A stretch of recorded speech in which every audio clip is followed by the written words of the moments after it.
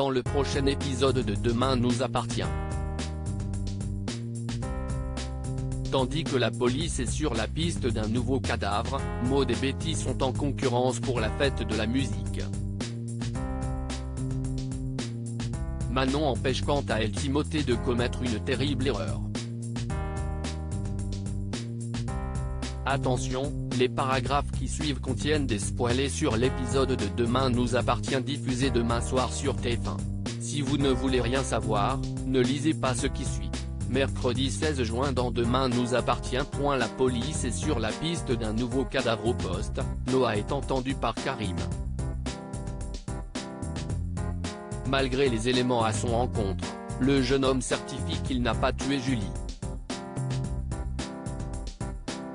En effet, il indique avoir passé la nuit avec une certaine Léa qu'il a rencontrée sur une application de rencontre le soir de sa disparition. Pendant ce temps, Sacha fait des recherches sur le cadavre de l'étang de Tao et retrouve le sourire en lisant qu'un suspect a été arrêté pour le meurtre de Julie. Lorsque Juliette le rejoint pour le petit déjeuner, Sacha est de bonne humeur. Heureux que l'opération de Solène se soit bien passée, il a désormais l'espoir que leur situation familiale finisse par s'arranger. Non loin de là, Yvan rencontre Jeanne-Oma et se confie sur l'arrestation de son petit-fils.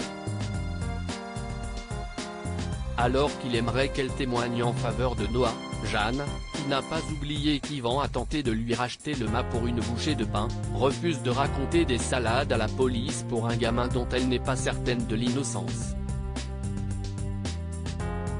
Quelques heures plus tard, Karim a obtenu confirmation de l'alibi de Noah et le libère. De son côté, Victoire commence elle aussi à douter de Sacha depuis sa discussion avec Garance. Cette dernière, qui n'entend pas rester les bras croisés et laisser Sacha s'en sortir, Victoire accepte de l'aider à mener l'enquête. Les deux jeunes femmes se rendent alors dans le bureau de Mike afin d'obtenir plus d'informations sur la défunte. Bien que ce soit illégal, le médecin légiste précise cependant qu'il n'y a aucun lien entre la disparition de Clémentine et la mort de Julie. En quête de réponse, la fille Doucet débarque ensuite à Frontignan pour discuter avec Juliette. Quand Garance lui fait part de ses soupçons sur Sacha, Juliette prend farouchement sa défense avant de lui claquer la porte au nez. En discutant avec le père de ses enfants de la visite de Garance, Juliette ne peut s'empêcher de trouver les disparitions de Clémentine et Julie particulièrement troublantes. Tandis que le coach sportif pense que sa femme le soupçonne, celle-ci jure que non, certaine qu'il est incapable de faire une chose pareille.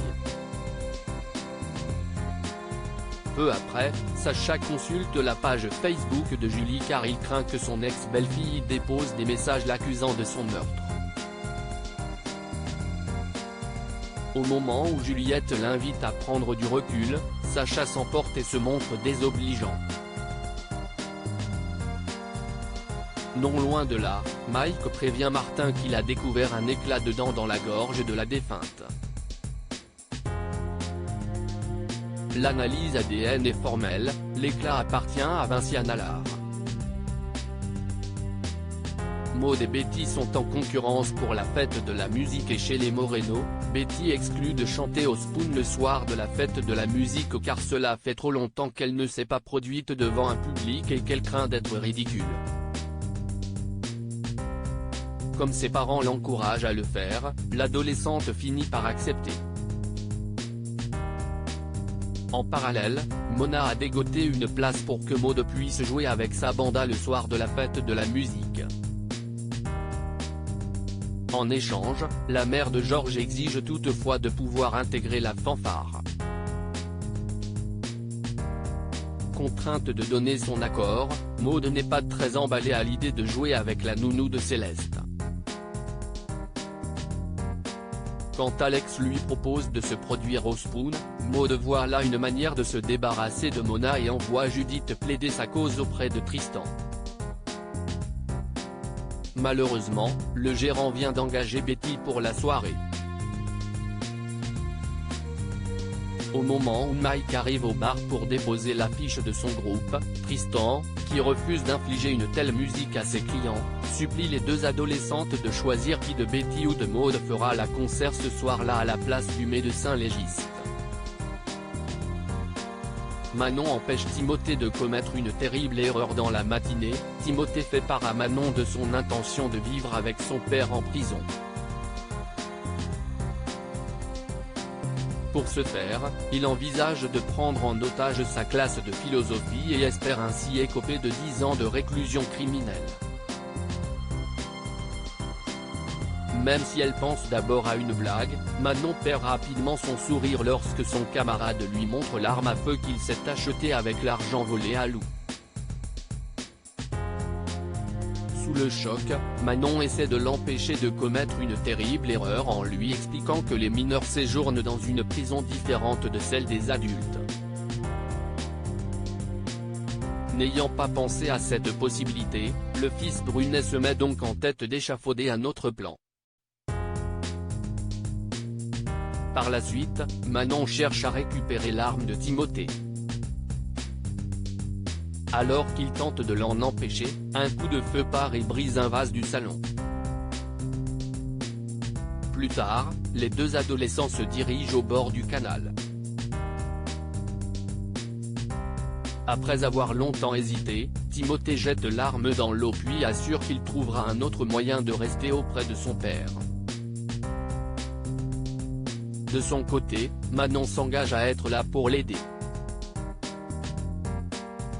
De retour chez lui, Lou l'informe qu'elle part le lendemain pour Marseille pour une semaine afin de visiter des appartements. Guère enchanté de devoir rester seul, il sait qu'il n'a pas d'autre choix s'il ne veut pas quitter cette.